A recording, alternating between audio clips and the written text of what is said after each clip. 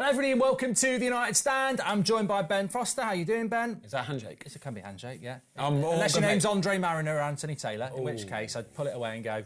In the mud, you scumbag. Absolutely. But look, 0-0 Manchester United. We're going to start straight about that because heard a lot this morning. There's different opinions out there. Obviously, Erik ten Hag has come out after the game and basically used my line. If you've played the game, you know that that's not malicious by Casemiro. Did you know that he's never had a red card in like 500 games? He comes to the Premier League. He's had 2 in 3 now. Yeah, ridiculous. I mean, what were your thoughts on it, first of all? I agree. I completely agree with Erik ten Hag. I think if you've played the game and you understand how it goes, then that's not a red card. I even think, for me personally, watching it, I still don't think it's a red card. We live in a world now where there's that many camera angles and people just love to find the worst bit, the worst angle, the worst slow-mo, the worst freeze frame. And that's all everybody's done. And I think whoever's sitting in that VAR room to call it back and say, no, have a look at this. I think I don't think if that's another team, if it's not as big a higher profile player as Casemiro, that doesn't get a second look. We saw some other instances this weekend, didn't we? Leicester, in the Leicester-Chelsea game, where there was a few that went on that just completely got ignored, by the way. Same guy in VAR, Andre Mariner, is the same guy refereeing that Leicester game. I mean, literally, if you've not seen it, in the first 2 minutes... Ricardo Pereira goes to tackle. He doesn't even get loosely, the ball. Doesn't touch the ball and goes straight down the ankle of Felix, and he said, "Play on." It doesn't even get looked at. Same referee says to Anthony Taylor, "You might want to have a look at this one." Yeah, it's not acceptable. No, I would go as far as to say Andre Mariner was the guy who sent Casemiro off last time as well for the collar. I said last night, I think United should appeal it and say, what's this ref got in for our player for? It's like he's got a vendetta or something. It's no, it's not. You see those sort of challenges quite often in training, right? And they look a bit this and that, but he doesn't go in with massive force. He's not running in like hell for leather, and it's not a crazy fast tackle or anything like that. It's a controlled. Do you know what I mean? People will say, "Oh my God, hold on, freeze frame it," and that's not a controlled tackle. But you can tackle with your studs up as well. Yeah, you can do. Yeah, and he gets the ball.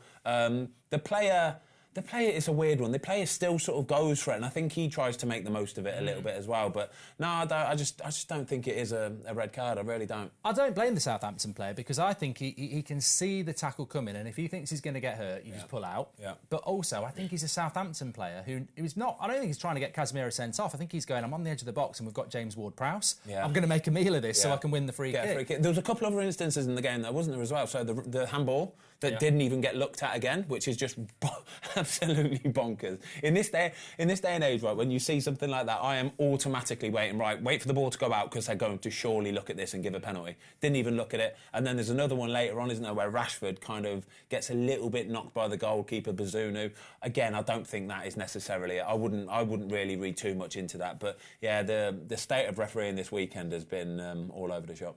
Yeah, and I think just going back to the Casemiro one, I'm sure people saw it at home. When Andre Mariner, as the VAR ref, gets the referee to come over, he preloads the stuff to look at. Yeah. So the first thing Taylor looks at is a freeze frame of studs up.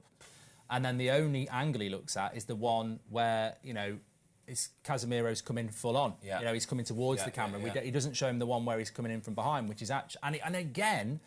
I don't know what these referees do. I mean, what do they do when they're making their breakfast in the morning? Do they get the milk and go slow-mo in again? Surely, with any tackle, the principle has to be to watch it in real time to understand whether they are out of control. You build a proper picture. Everyone looks out of control in slow-mo, don't they? Exactly, yeah. You build up a better picture of how it actually happened and how it looked, and then you make your decision based on that. But it kind of just ruined the game, didn't it? From that point on, Southampton are dangerous. From set pieces, especially, they've got massive threat with James Ward-Prowse. We nearly scored that one. I think it was just exactly just top of the crossbar. David De Gea made an unbelievable save, by the way, an unbelievable save.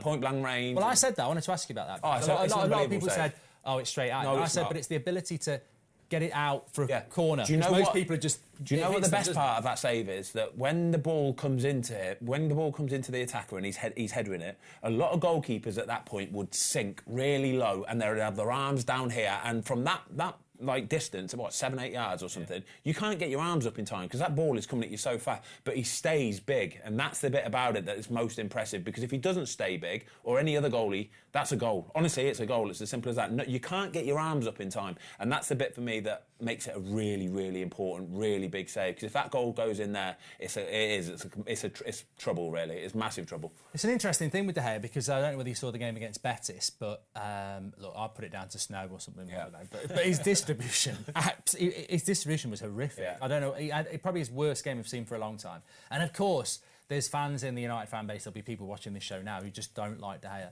And I said, do you know what? Quickly. I notice there's a bit of a pattern here. Whenever they play in Europe, right, and they use a different ball in Europe, his distribution seems to be all over the shop. Genuinely. Okay. And for me personally, whenever we used to play, when you play in different competitions, League Cup, FA Cup, you'd use a different ball. Like in the League Cup, I remember at times we were using a Mitre ball or a Puma ball. And they are so far away from that Nike ball, it is ridiculous, mate. You can clip the same ball, same technique, same sort of kick, and with these Puma or Mitre balls, they are like scud missiles. You just can't gauge them. Whereas the Nike ball, they're so true, honestly. They're absolutely beautiful. You know exactly what it's going to do. And I think they use Adidas balls in the Europa League, they do.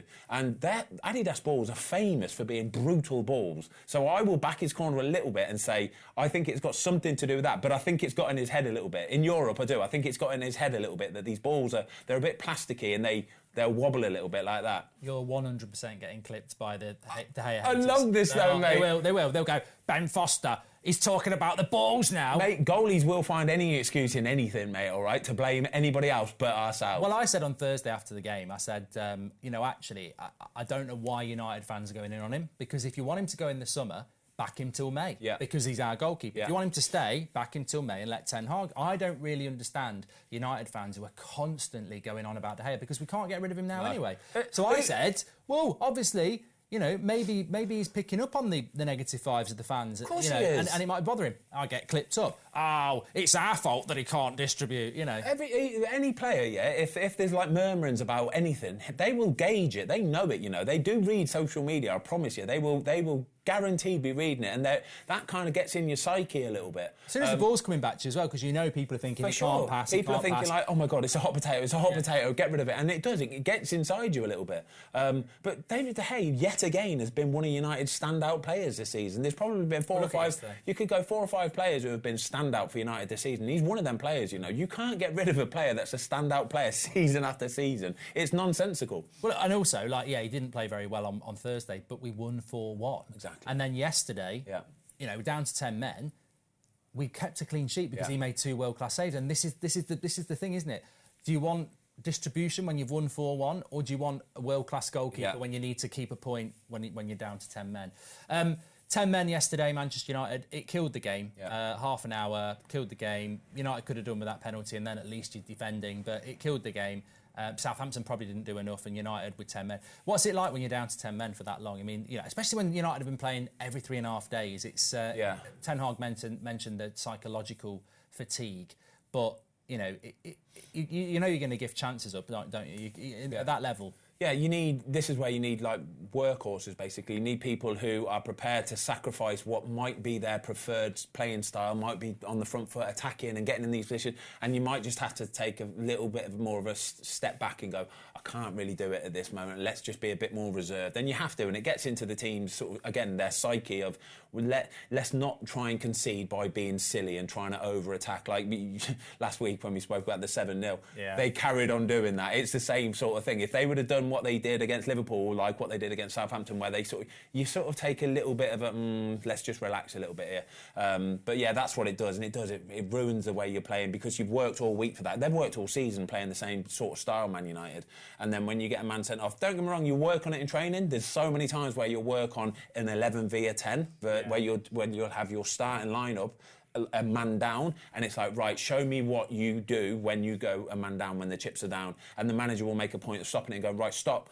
don't go into that position there. Luke Shaw, stay in your hole. Do you know what I mean? You can cover around. Space, yeah, exactly that. And I thought they did really well, to be fair. Well, I think you make a great point, actually, because if you go back to last week, we were 11 against 11 with Liverpool, and, 3-0 never should have become 7-0. Still. And then 10 men, unjustly, an hour, you keep a clean sheet. Yeah. I mean, I'm sure I'm not happy that we drew, but ultimately I think that's down to the officiating. When you look at the defensive performance, I thought Martinez, Varane, De Gea, Wan-Bissaka, Luke Shaw, McTominay did okay when he came on. defensively, you'd say, look, last week you lost 7-0 with 11 men. This week you played an hour with 10 men, and you know, Southampton are fighting for their lives. And not even that, just hitting straight back with a clean sheet. Once you've let in 7 one week, to the next week, what you want to do is bounce back with a clean sheet. So when the game kicks off and you've got this game plan and it's all going really well, and then all of a sudden, boom, down to 10 men, it's like, oh my God, lads, come on. We can't. First of all, we can't go and lose another game. We can't. Like, the results kind of went against United this weekend as well, didn't they? Newcastle winning, Tottenham winning. So yeah, it was an important point, to be fair. And I thought, to be fair, there's not many teams that when they go down to 10 men, if you look at any of the big boys, I'd say Man City would probably be the best team equipped to deal with going down to 10 men. They'll just keep going and they keep possession and all that. But I reckon even Arsenal, Liverpool, anybody goes down to 10 men, no matter who you're playing in the Premier League, you're going to struggle. Yeah, I'm pretty pleased with that. You mentioned top 4 there. I suppose we've got to bring that in. Maybe for a few weeks we're talking about title, outside chance, but you know, Arsenal and Man City are just in that groove, and I think the Liverpool result, you know, killed that. But third place looked pretty solid for United, but when you're not beating Southampton at home, and again, I believe that is because of officiating, it does open the door for Spurs. Not Liverpool, they lost to Bournemouth, but Newcastle won as well. United have now got a run of games without Casemiro, which is a big hole. I think our next Premier League game is away to Newcastle. So it could change. How do you see that top 4 race for Man United now? Yeah, these next 4 games without Casemiro, this is again a part of it where it's not just a red card and down to 10 men and ruins one game. Well, it's 5 games, really. Exactly, because you know, it went off after half an hour. He's missed the best part of that game against Southampton, so now another 4 games without him, and these games are really important when you've got big players missing, honestly. Like the Newcastle game next week is a massive game, you know. It's a massive game. Newcastle have still got a game in hand. If they win it, a game in hand, they're 3 points behind Man United. If they beat Man United, they're level on points. I do just think, though, that Man United probably are a little bit more reliable than a Tottenham or a Newcastle. I think they will, over the balance of play and over the remaining, what have we got, sort of 11 games left, I just think that they will probably win more than what Newcastle and Tottenham will. So I think they'll be all right at the end of it. But the next 4 games, you've got to get through the next 4 games first. Yeah. I think he's going to miss Newcastle away, obviously Fulham in the Cup next week, Everton, Brentford at home. But again, you know, they are winnable games for Man United at home. But as we saw yesterday, take Casemiro out of the team. Yeah. And, you know, teams can make it very, very difficult. Everton will famously give Man United everything they've got. They will. It's not a rivalry, but it kind of is because they're close. They're Northerners. And then the Brentford game. Brentford, again, tough team to play against. There's so many teams in that top 10, mate, that I wouldn't fancy playing against. The likes of Brighton, even Fulham in the Cup. You don't really know. It's a tough match to play against. As an ex-pro yourself, you know, you might be party to this information. Is it worthwhile Man United even considering appealing that Casemiro? No chance. No, absolutely zero chance. As soon as you've got somebody with their studs up, that's it, done. They will. The book's already closed, mate. There's no point because they'll just get further sanction for it. So there's no point whatsoever. There you go. You've heard it there. I think we all know that as well. Yeah. A bit of a disappointing week, but always good to catch up with you, Ben. Pleasure, handshake again. Come on, then. There you go. Thanks, everyone, for watching. Smash a like on the video, and well, you're going to be in Manchester next week, aren't you? Hey, we're going United Stand. Make sure you come to United Stand, by the way. So, what are we talking about, by the way?